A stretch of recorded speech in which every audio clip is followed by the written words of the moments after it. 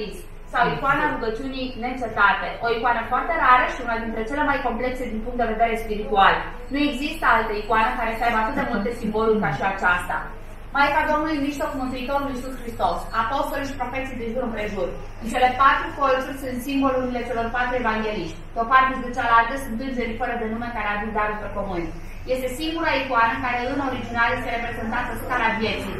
Jos atinge pământul, sus atinge raiul, pe ea se urcă și se coboară îngeri pe pământ. Se spune că fiecare dintre noi are în viața lui o stea călăuzitoare care ne arată drumul corect și care ne ajută să spunem noi Sfintei. Ne apără casă de forțele naturii, incendii, cu tremure, inundații. Este una din puținele icoane care nu au nevoie de acatism.